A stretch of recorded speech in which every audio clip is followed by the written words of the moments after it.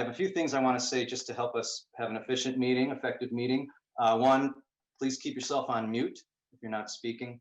And if you could, and you know how to do this, add your name and your organization to your screen. If you click on the little dots on your photo there, you can change your name and you can add your organization. We'd like to see which CDCs are represented today.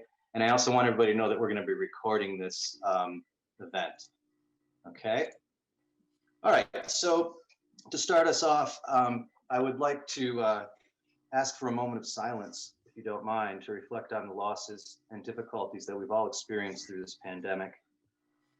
This is really a time to reach into your hearts, please. Think about our brothers and sisters, those who we've lost, those of our fellow Americans who have been severely impacted by this pandemic, those who are alone, scared, and sad. It's our collective love that can bring some good to our neighbors. Please join me.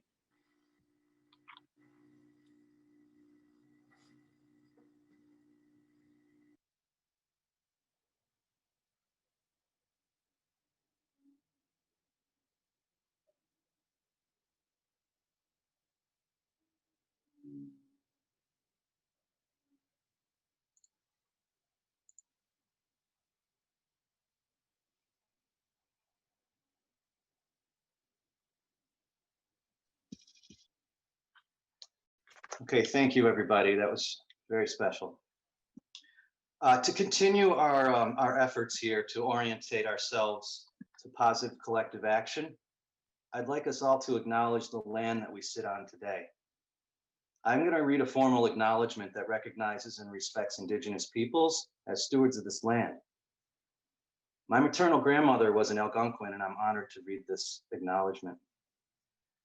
Please take time to listen to these words and the connection it has to our circumstances. You know, geography is not just a physical space.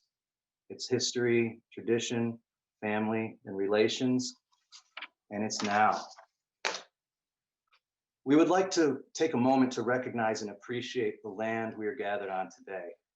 By stating our acknowledgement that this is, we are acknowledging this as an effort to be more present and aware of the fact that we were on stolen land, Indigenous land, the result of broken treaties and structural racism that resulted during our nation's formation centuries ago, and it continues today.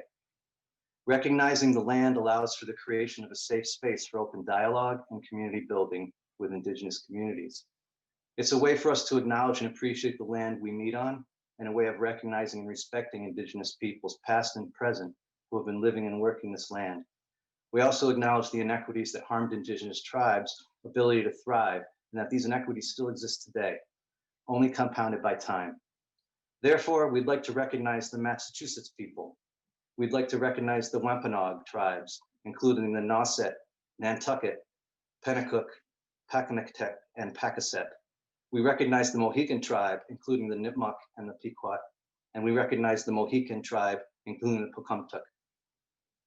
As we move forward, please consider taking a moment to honor those who came before us, those who struggled and will still struggle to maintain their communities and their way of life. Thank you, everybody, for participating in this. I really appreciate it. And now I'm going to, I believe, pass on the next segment to our Vice Chair, Angie Liu. I believe you're also going to review the agenda first. I am, okay. Can you put that up, please? Yes, thank you. So we're doing our welcome now. We're going to do some networking, some breakout groups. We're going to have an election of our board of directors. Our executive director will give you an overview of the year. We have some awards to give out, some fantastic people. We're going to do some more breakout sessions after that, our famous CDC roll call. And then we have a really exciting guest video from a spoken word artist that I think you're going to really enjoy. And then we'll do our closing. And now I will pass it over to Angie Liu. Thank you so much. Thank you very much, Dave, for that. So now we're actually going to do something a little bit fun. I know the year 2020 has not been what any of us expected or could have imagined. And I know times have been very difficult for many of us and for our communities. But as Thanksgiving is upon us, next week, We like to take some time to think about what we are thankful for. So we're going to do a little bit of exercise called expressions of gratitude. So this is a poll, and we want you to take just really quickly a minute to think of one word, something that you are thankful for. So it can be something as simple as thankful for chocolates, thankful for friends or families, just one word. And you have two ways of doing this. The first way is you can copy and paste that link at the top, that pollev.com. And I see Leah Downing has put that link in the chat box. So you can cut and paste that into your browser and enter your one word of gratitude into that link. The other way is to whip out your smartphone and do it by text. So text Nadine S470 to number 22333. And I'll give people a couple minutes to do this because as words come in, you should be able to see those words start to pop up. And what we're going to form is a word cloud. So we'll give that a couple minutes.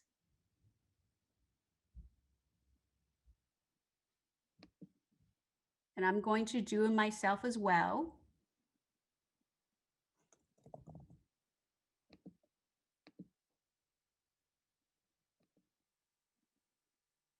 Doesn't seem to have started yet. Yeah, the link says it's underway. Oh, here we go.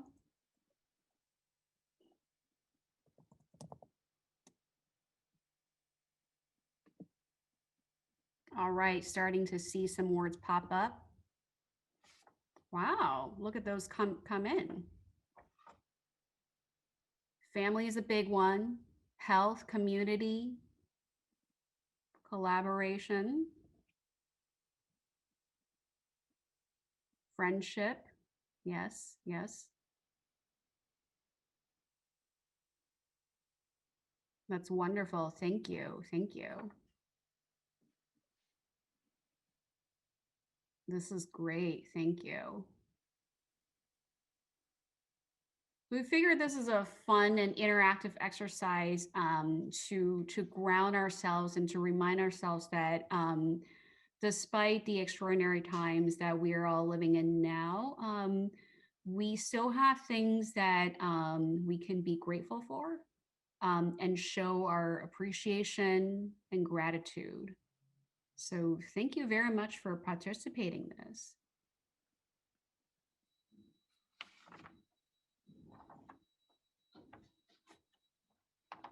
Thank you. All right. And now the next part is after expressing gratitude for each one of our, what we are thankful for in our personal lives or work. Now we are also going to express gratitude to our sponsors who have made this annual meeting possible for MACDC. The first one is our presenting sponsor, Bank of America. We also have our platinum level sponsors. Thank you to Boston Private, Massachusetts Housing Investment Corporation, Massachusetts Housing Partnership, the Boston Foundation, United Way Massachusetts Bay and Merrimack Valley, NeighborWorks America, and JP Morgan Chase. Next slide. We also have our gold and silver sponsors. So gold level, we have Capital One, Delbrook Construction, Massachusetts Growth Capital Corporation, Wind Companies.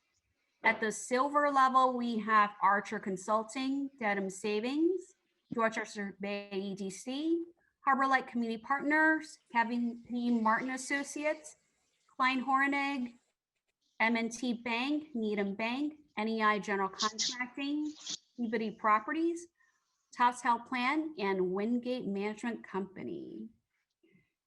So thank you very much for all of our sponsors, as well as the bronze level sponsors, which you can see on the screen. We really very much appreciate your support to sustaining MACDC's important work and in supporting our members during this time. And now I'm going to introduce a special message from our presenting sponsor, Bank of America.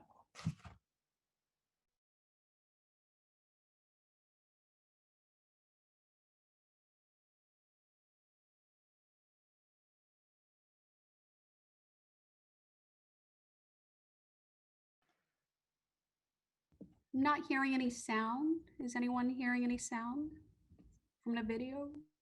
No, Angie, I'm not hearing it. No Sorry sound. about that. 1 second.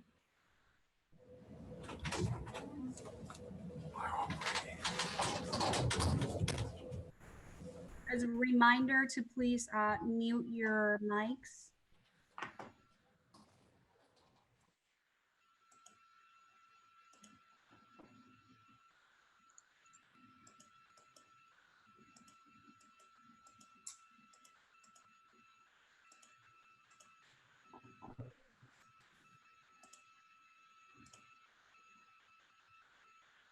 Looks like we're getting there, folks. My name is Eric Harwich, Area Lending Manager for Greater Boston. And on behalf of my colleagues at Bank of America, I'm happy to be here with you all today, virtually.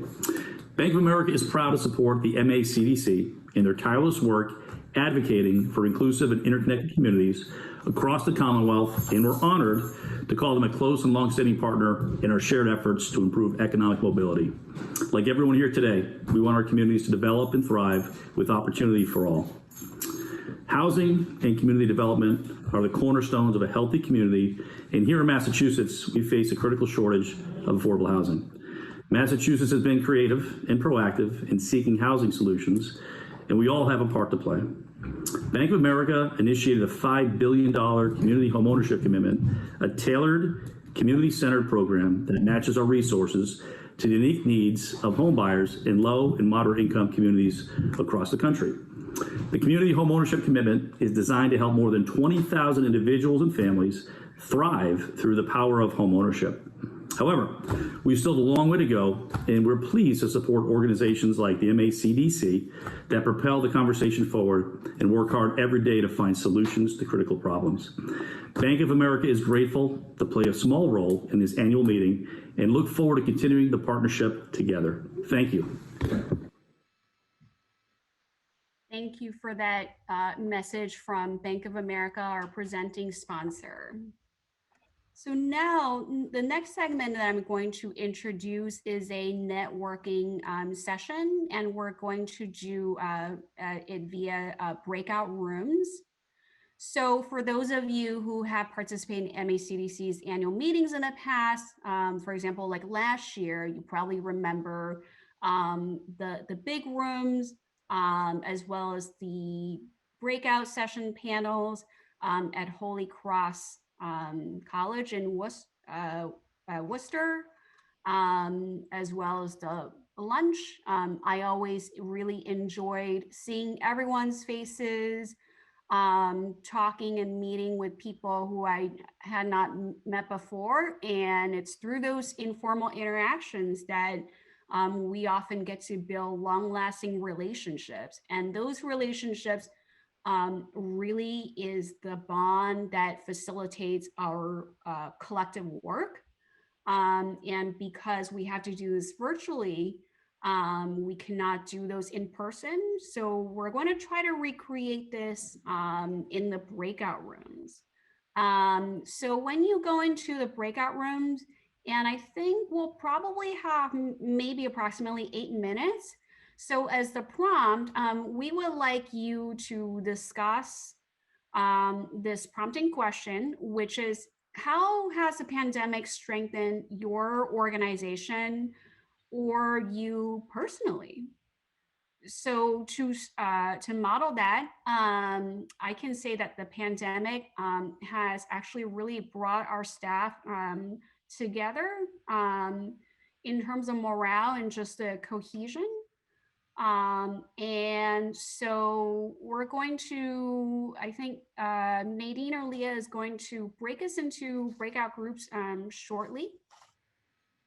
Oh, and one prompt is that when you come back, we would like your groups to report out just in the chat box some highlights that you learned in your group. Okay. So see you in a bit.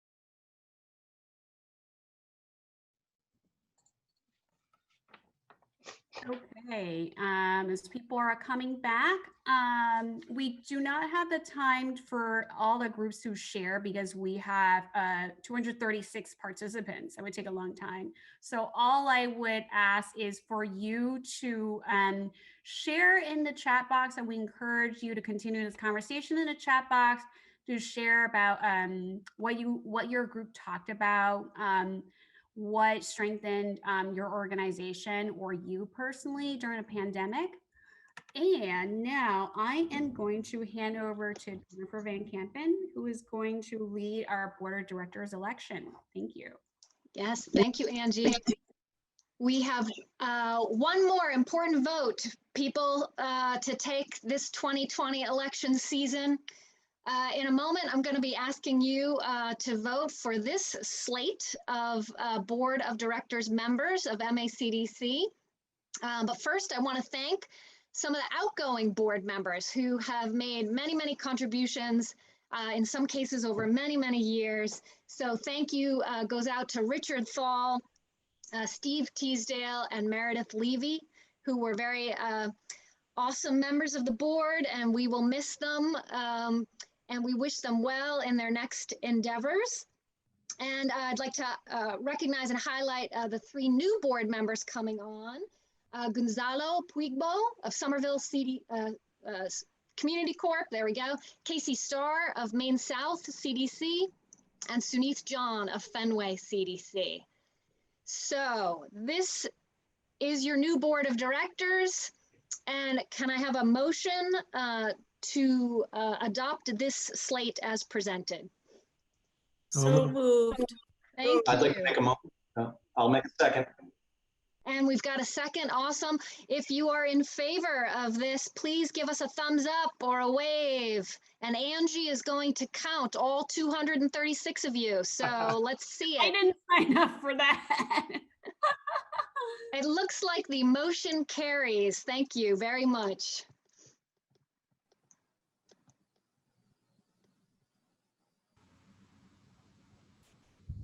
Well, thank you, and thank you to everybody who has agreed to serve on the board. You know, I spend a lot of time talking to nonprofit executives about board of directors, and I always say I'm the luckiest one. I have such a terrific board, and because most of them are executive directors, it works out great. So my job is to just share a little bit of what's been happening at MACDC, and I appreciate the opportunity. And we always like to start with our mission statement. I just want to call two words out in this mission statement. You'll see in the second line the word adaptive, and then you'll see a little bit later the word equity. And I think this year, those two words have really been the major themes of the year, really having to adapt to something that none of us ever thought could happen, never even knew was a possibility, at least speaking for myself. But I think many of us never thought something like this could happen, this pandemic. And the way our organization and all of you have responded really shows that we are hitting that part of our mission. And I think our commitment to equity, racial and economic and otherwise, has really been an important theme this year for a whole host of reasons. We'll talk a little bit more as the meeting goes on. Next slide. Next slide. Yeah, nope. Yeah, thank you. So a couple years ago, we adopted a strategic plan with these 5 priorities: building the power and voice of lower income people and people of color, expanding housing, reducing income and wealth inequality, health equity, and racial equity. And this summer we had a board retreat and we reflected on these priorities, and we thought, yeah, those are pretty relevant during this this difficult year. So we're sticking with those, and those do guide all the pieces of our program. Next slide. So we organize our work, this should all look familiar to you, in 4 buckets of activity: member services, advocacy and policy, the Mel King Institute, and our research and innovation work. And those 5 core priorities flow through each of these. And hopefully all of those are familiar to you, and in a minute I'll tell you a little bit what we accomplished. We were able to accomplish this because of our great staff, and here they are in their home offices. We were able to, on Thursday, March 12th, put our laptops in our bags and go home and just keep working because we're already 100% in the cloud. Everybody had their own laptop, and I want to thank John Fitterer for preparing us for this moment. So we were able, and the staff were able to work very seamlessly, but it wasn't easy. We had to onboard 2 new staff people, Leah Downing and Tiana Lawrence. David had to figure out how to lobby the State House without actually going to the State House. Sharonda and Sarah had to move all of our Mel King programming to an online format. Alana had to answer all of our questions about COVID-19 because she's our public health expert. John had to answer all of our technology questions. Pam and Nadine had to organize our first ever virtual lobby day and then our first ever virtual annual meeting, not to mention helping out with the virtual Mel King breakfast. And Don was cranking out memos and meeting minutes from all of our peer group meetings like never before.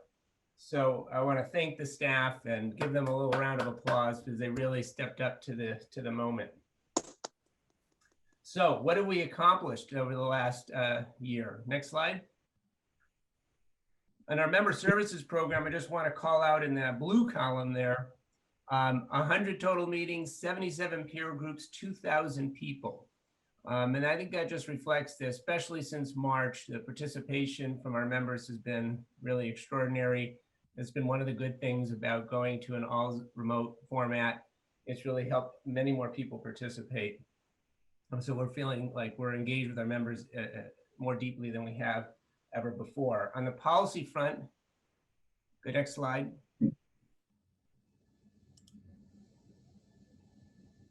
Next slide, here we go. This is a tough slide to create because we had about another 10 bullets that we had to remove just so you could read it. But to call out a couple of things, on the small business side, we helped secure $50 million of grant funding for small businesses. We've got another $50 million pending in the State House that should be approved in the next couple of weeks. We worked with others to get a 7-month eviction moratorium put on the books and now $171 million to help prevent evictions. So there are many other achievements. We're part of many coalitions. It's always a collaborative effort, both at the staff level, the member level, and our partner agencies. But thanks to our policy team, we got a lot accomplished, even though there's more to do. Next slide. And then the Mel King Institute, I think this is by far the most, our biggest year ever. 728 students, 80 different courses, 609 residents trained through the public housing program. We're really proud of that number and the way that program has been expanding. So the King Institute continues to have a big impact on our field. Next, please. We do all this work, of course, to help you do your work. And our goal survey underscored once again the collective aggregate impact of our field. And the number on this slide that I want to highlight is $918 million of economic activity that you all are generating in your communities. When we started this in 2002, our goal was to hit that number over a 4-year period. And here we are in 1 year, nearly $1 billion. And who knows, maybe when we get the survey results in March, we'll tap $1 billion. So what's next? What's next? Well, 4 years ago at our annual meeting, many of us were wondering what the future would bring. We were anxious. And some of you might recall this photo from our event at Holy Cross. WTF indeed. Well, perhaps it's just as well we didn't know what was coming, that we would suffer through 4 years of a federal government that actively sought to undermine virtually everything we stand for and all of our core values, that we would face a global pandemic on top of all of that. But here's the truth. Donald Trump will be gone in 2 months. The pandemic will be gone in 2021 and will still be here. The CDC movement is as strong as ever. We're helping communities and neighbors weather this storm, and we're ready to help rebuild our communities. Our durability has been tested, and we have passed the test. Congratulations to all of you. So what is 2021 going to look like? Well, we do have more work to do on COVID, to be sure. Helping our communities, preventing evictions, helping businesses survive, helping people get the food and the health care they need, trying to maintain some sense of community with all the isolation. We want to make sure that we protect CDC financial health. The CITC program has obviously helped us tremendously. We got our first ever $2 million CITC donation this year. Very exciting. Hopefully there'll be more of those in the future. And we have to make sure that your properties stay financially healthy. Who knows what's going to happen in Washington? It's still pretty uncertain, but we have to believe there's going to be more opportunities there. So we're going to have to engage more fully at the federal level. We've been working hard on racial equity for a long time, but obviously there's so much more to do. And so many of you have really recommitted yourselves to this, and we want to be there with you to do that. The issues of climate, of health equity are more pronounced than ever before. And so I think that's an opportunity for our field to increase our role. And there's going to be opportunities even after the pandemic to leverage the power of technology, remote work, to increase our collaboration, increase our engagement with each other. So those are some of the things that I see coming up in 2021 that we'll be thinking about, and we want you to help us think about, along with all the usual stuff that we work on. So I'm excited about 2021. It can't get here fast enough as far as I'm concerned, and I'm glad and looking forward to working with all of you to make 2021 a great year. So I wanted to take one moment here to recognize that 2020 is also a year of transition for our field. We had 7 long-standing executive directors leave their posts in 2020, and unfortunately, they were not able to get the kind of going away party they all deserved. And we weren't able to go and shake their hand or give them a hug or recognize them in person. So there were some wonderful Zoom events that I attended, but there's over 100 years of service here. And I just want to say their names, and if they're with us, and many are, maybe they can give us a wave. Frank Carvalho from Mill Cities, Peter Gagliardi from Wayfinders, Tim Geller from the CDC of South Berkshire, Dominic Marcigliano from Worcester Community Housing Resources, Joanne Campbell from Valley CDC, Richard Thal, there's a before and after picture, from Jamaica Plain NDC, and Danny LeBlanc from Somerville Community Corporation. And those last 3, Joanne, Richard, and Danny, all served as board chair of MACDC. So a special shout out to them for their commitment to our field. I'm going to miss all of them, although I think I'm going to still stay in touch with all of them. And I'm glad they're here with us today, and want to thank them. And I hope everyone will for their years of service. But of course, transition brings new opportunity, and we are blessed with lots of great new leadership in our field. So here they are, the class of 2020 new leaders. So I want to welcome all of them to our community, to MACDC. It's a beautiful group of people. I've gotten a chance to meet with all of them, and some of them in person even. And I'm really confident that the future is bright for these organizations and for our field with these leaders and all the rest of you. So welcome. And I think it's a sign of the strength and depth of our field. And we're going to hear more about new leaders from Catherine Martinez, one of many in our field. Hello, everybody. So happy to see so many familiar faces, new faces, and seeing everybody here gathered today. Seeing all those new executive directors is a great segue to our roster of new rising stars. As a former rising star, I'm so pleased to present this year's awards to a group of young leaders. The Rising Star Award is presented to up to 3 people: a CDC staff, a board member, less than 40 years old, who has demonstrated outstanding innovation and achievement by bringing new ideas, energy, and leadership to the community development movement in Massachusetts. This year's awardees are Sarah Janess of Fenway CDC, Javonica Latson of Quincy Geneva Vision CDC, Will Monson of Homeowners Rehab, Inc. Congratulations. Please hold up your awards. Now we're going to hear from these rising stars about why they got involved in the CDC movement in the first place.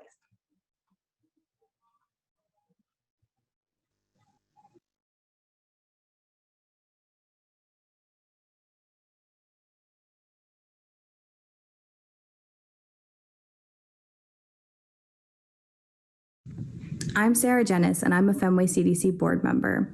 I became involved with the Fenway CDC because I was looking to get more connected to local politics and community organizing in my neighborhood, and also to meet more of my neighbors. I had been working and living in the Fenway for a few years, but didn't feel super connected to the community, so I began looking for volunteer opportunities, which led me to join the Fenway CDC's organizing committee in the summer of 2017, and I became a board member in spring of 2019.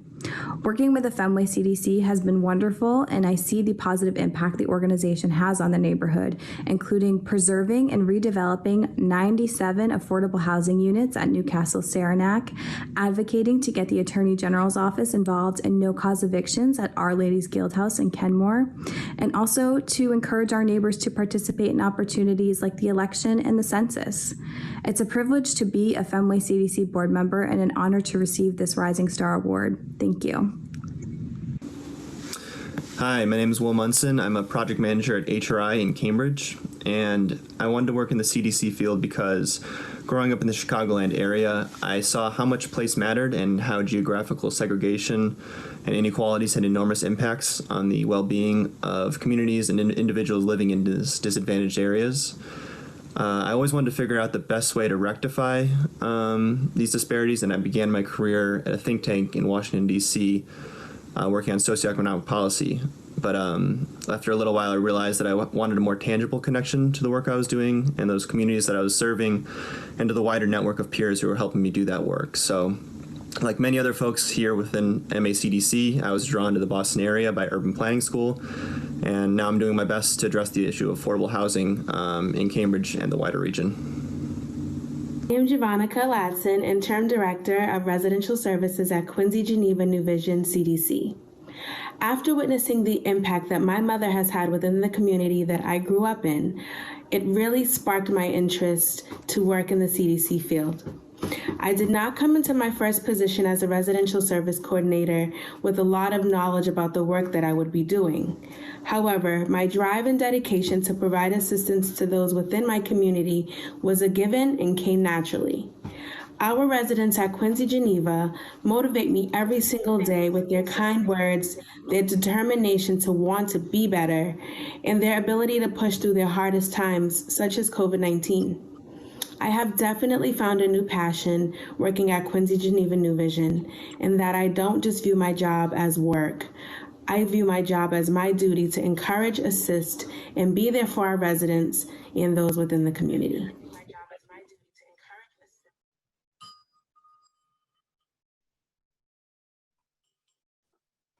I'm next. I'm Mark Doan from New View Communities. I'm the executive director there, and I am honored to present the Rick Ann Hadrian Award to Francisco Ramos, who works at New View. And first, I don't know how many of you know about the award, but it's really meaningful because it's named in honor of a woman, Rick Ann Hadrian, who dedicated her career to advancing a vision of resident-led community development during her years, both at Jamaica Plain, NDC, and also at MACDC until she passed away in 1996. And Rick Ann would have turned 60 this year, and we are proud to keep her legacy alive with this award, and I'm really proud to be able to present this to Francisco today. So Francisco joined New View in October of 2018, and he's been transforming not only Fitchburg, where we are, but all of North Central Massachusetts ever since. Right from the start, he challenged us with a vision. Would New View work with him to help train several hundred leaders who would be a force for change? And he told us part of the deal would be that these leaders would be a power among themselves and they'd set their own agenda. So we agreed, and we've been building ever since. So Francisco's model is to empower community residents by engaging them in sort of topic-specific trainings based on the interests within the community. We named this program our Community Stewards Program, and we started in 2018. We graduated 10 residents from the program, and since that time, we've graduated nearly 200. And all sorts of different types of stewards. We have organizing stewards, we have neighborhood stewards, art stewards, financial stewards, health stewards, junior stewards, and education stewards. And what's really powerful about this is this combination of intellectual capital, residents engaging themselves, and leadership, and the affinity groups that they get from working together have changed not only New View, but like I said, all of Fitchburg and all of our region. And Francisco's most powerful principle is that residents have great ideas and leadership skills, and we just need to help them unleash that power. Ordinary residents will do things we never thought of and make an impact that we never conceived of. So the very first thing that one of our stewards did was from the health stewards, they wanted to combine health and fun, so they created Salsa on the Riverfront to activate a park that wasn't used very much. Our art stewards created festivals, painted murals, and helped revitalize sort of an old alley that was out of the way. In response to COVID, a group of stewards helped scale up the number of meals served to the homeless from 200 to 1,600, partnering with another nonprofit. Our education stewards partnered with the school department to empower the families of kids who have disabilities. And in response to George Floyd's murder, stewards helped organize marches, Juneteenth celebrations, and held one of the few national night out celebrations with the Fitchburg Police Department to talk about racial injustice. Finally, we've partnered with Fitchburg State University to create a whole resident leadership institute so that our stewards can serve on boards and committees throughout the region. We are all fortunate to work with Francisco. He's dedicated, he's humble, he's creative, he's a team player, he's a leader, he's a champion for social justice, and most of all, he's a true organizer. Let's have a round of applause for Francisco. I'm trying to find him on my screen. There he is. Woo! Yeah. I think we have a video next. Is that right, Joe? There we go.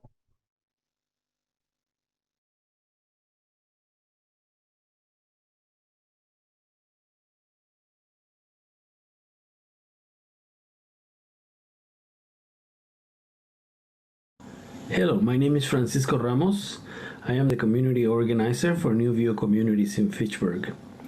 I would like to thank everybody within the association for the honor of receiving this award.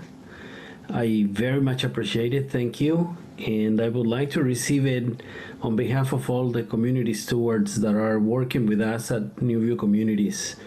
It is because of the gratefulness and the gratitude, the generosity that these stewards have displayed, that whatever plans we are developing are actually working and producing social change in Fitchburg and in the North Central region.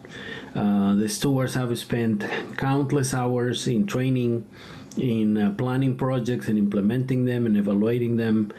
And we really appreciate that and want to recognize it. I look forward to many more years of working the community, mobilizing the community and producing social change. Thank you very much, and I hope you have a very nice annual meeting.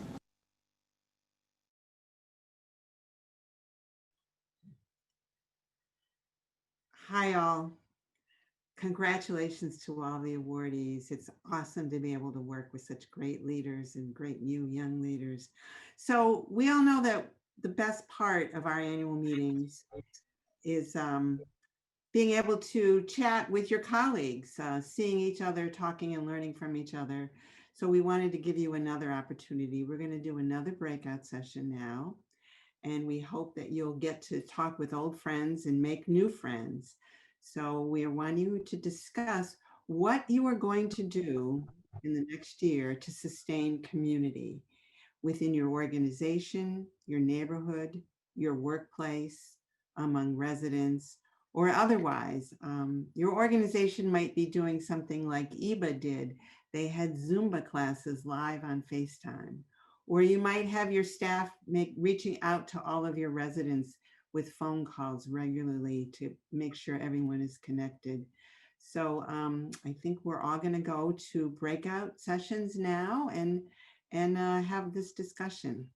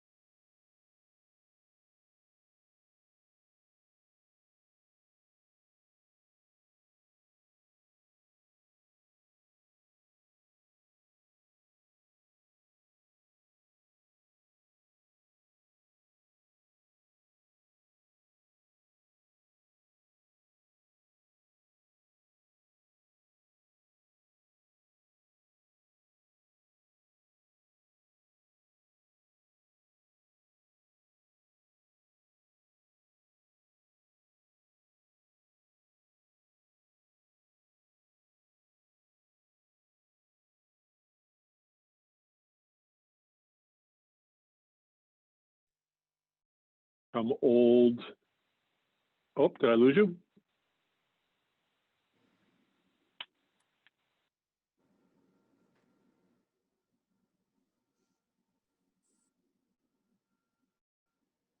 I guess, is this a new breakout or did they just switch us? Back, we're all coming back now. Welcome back from your breakouts. Interesting. Thank you. I hope you had good conversations.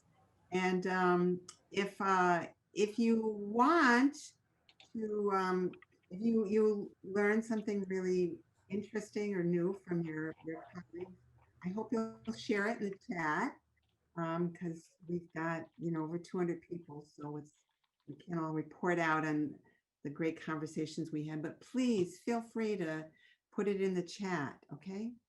Right now, I'm going to turn it over to Ethel Griffin from Revitalize CDC in Springfield. Ethel, before you go, is everybody back from the breakouts? It's hard to know. The number keeps, I guess it's stabilized. All right, go ahead, Ethel. Okay. Good afternoon. We know that all of the CDCs in Massachusetts stepped up to help their community during the pandemic. Damn it, I'm sorry. I'm pleased to present the CDC roll call, which will tell you about the many different ways that CDCs responded to their community needs.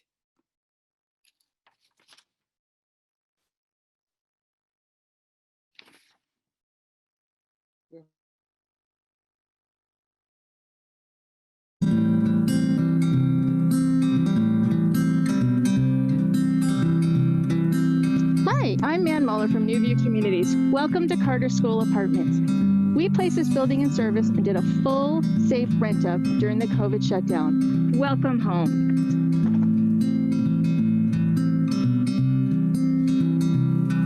Hi, my name's Ellie. I am the community organizer at Worcester Common Ground, and during the pandemic, we delivered veggie boxes to our tenants.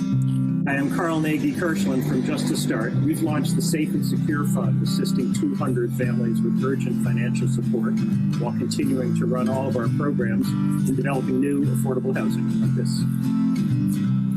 Hi, my name is Perla Lara. I work at the Southwest Boston Community Development Corporation. During this pandemic, we have added 32 tenanted units to our now 74 unit portfolio. We've made over 100 calls to residents, community members, small businesses, and former Green Team youth, and we're able to connect these people to various resources. Boston Impact Initiative created the People Guarantee Pool to provide income to workers who had lost their jobs during the shutdown. Here's how portfolio companies reacted. The People Guarantee Pool was an amazing resource for our workers. I'm Amy Campbell with the South Boston Neighborhood Development Corporation. During the pandemic, we launched the Neighborhood Aid Network to get food, PPE, and care packages to neighbors who did not know where to turn for help or were ineligible for other programs. Hi, I'm Ana Luna, Executive Director of Act Lawrence.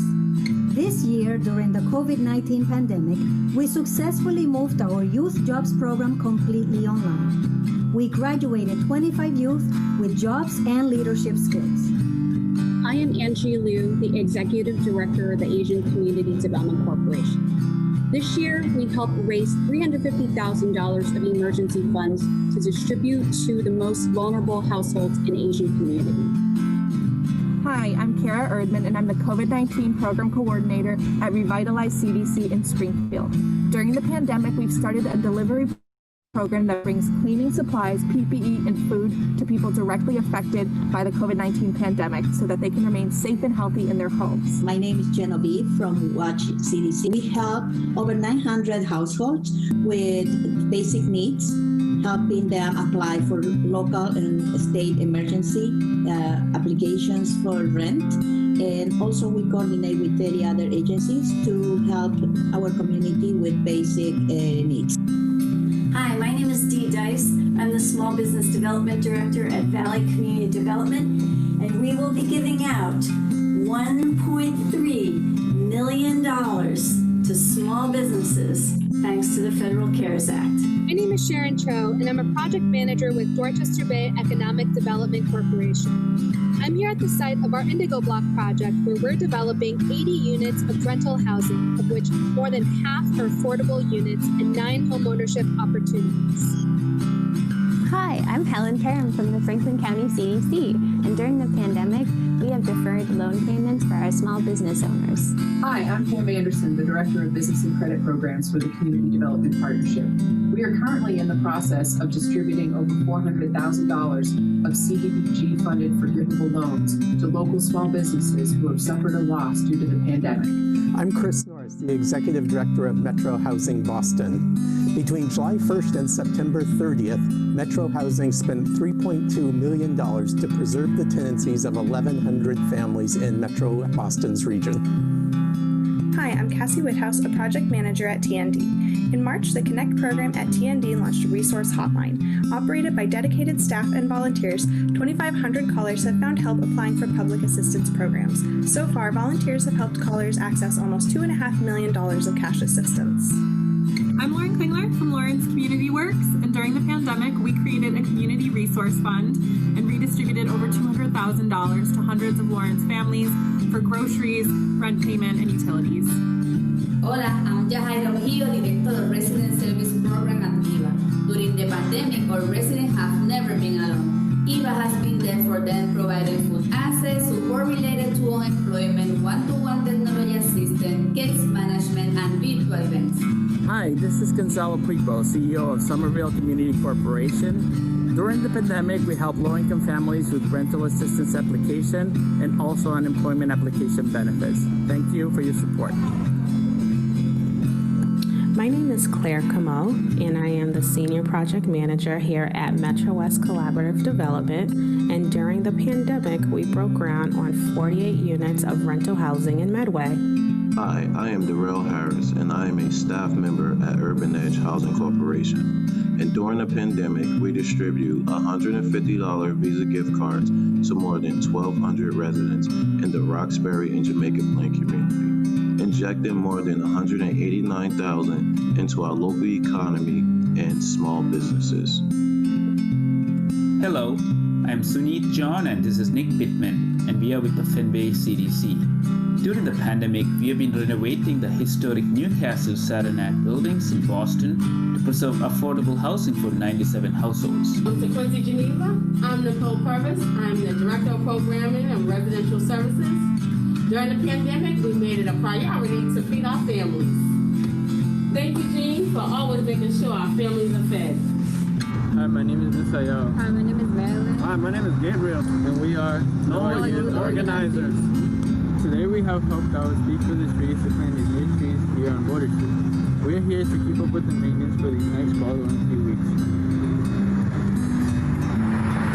We have also been partnering with the neighboring cities such as Chelsea. At the Chelsea Collaborative, we've been doing food distributions to help out.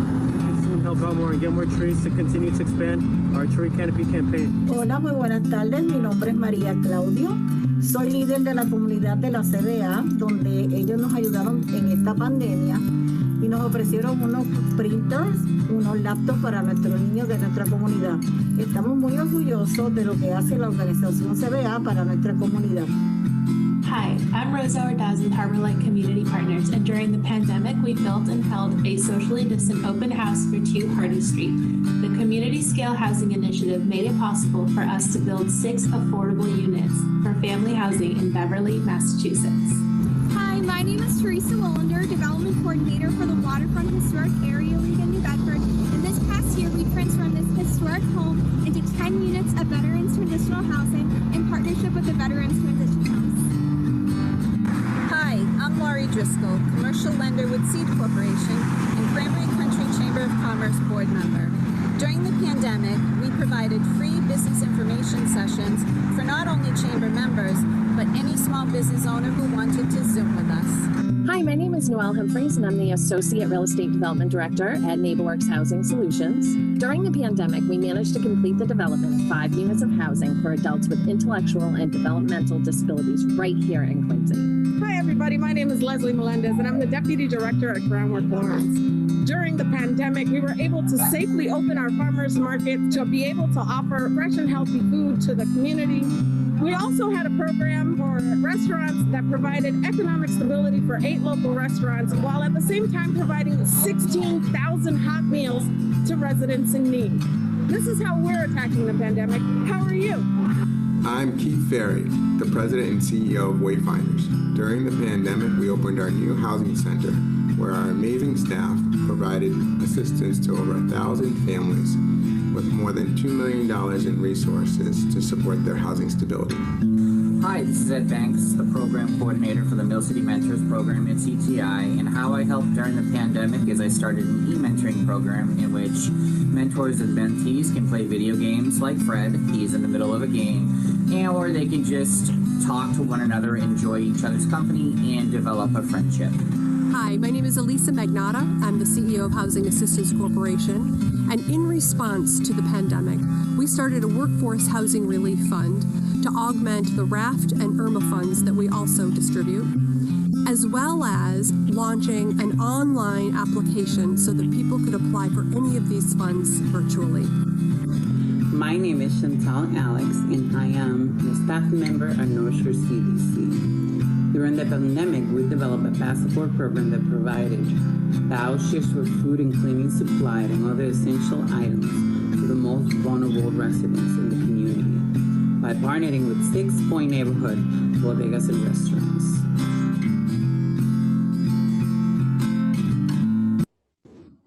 Let's all unmute ourselves and give a big hand for the CDCs who are doing such a This was awesome.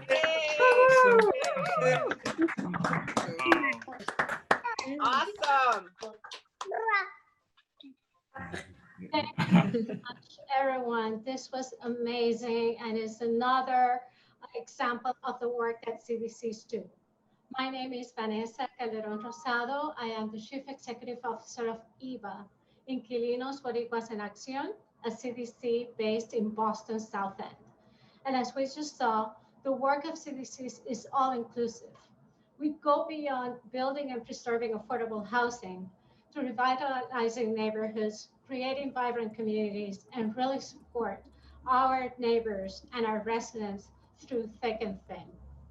That work, in many instances, includes working with local police departments to promote and ensure the safety of our communities. But that important community bridging work with police often comes with tension, as young people, particularly Black and Latinx young males, may become targets of police just by virtue of their race and ethnicity. At IVA, we've worked very hard to build a stronger relationship with police, but also to raise awareness amongst our young people of the needed reforms to ensure that police's work is to serve and protect them, not kill them. In the current cycle of IVA's Youth Development Program, we have been working with our youth in examining the dichotomy of building strong relationships with the police while advocating for police reform. As part of this work, our youth has been hard at work expressing their views about this issue through spoken word. Today, I have the honor to introduce one of our young men in IVA's Youth Development Program, Isaiah Almonte, and his poem about this challenge through his own lived experience. Isaiah is an 18-year-old senior at Snowden International High School, or formerly known as Copley High. He is a longtime resident of Villa Victoria here in the South End, IVA's affordable housing community. He has been a participant of our youth development program for several years, and I think about 3 years now. He's an inspiring lyricist with a passion to change his community for the better using his words. He focuses a lot of his pieces around the social struggles of being a man of color, a young man of color. He also talks about the impact of gentrification and other social issues close to his heart. When he isn't writing music or poetry, he is on the football field being a team player or a team leader. And today, I want to ask you to please help me welcome EVA's Youth Development Program participant, Isaiah Almonte, with his poem about police brutality. Thank you.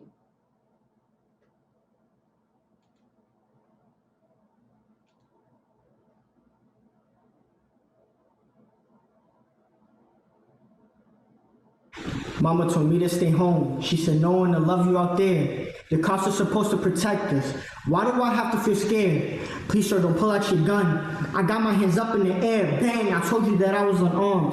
How is it that you're the one scared? They killed Trayvon for a hoodie and Eric for selling some squares. It's crazy, the cops are the bullies. This life is truly unfair. Floyd had a knee on his neck and he died while crying for air.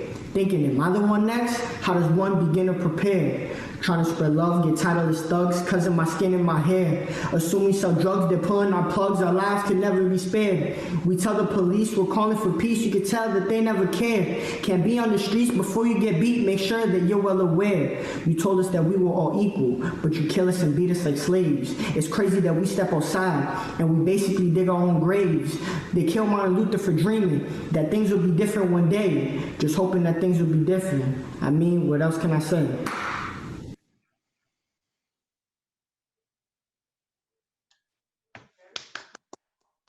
Thank you.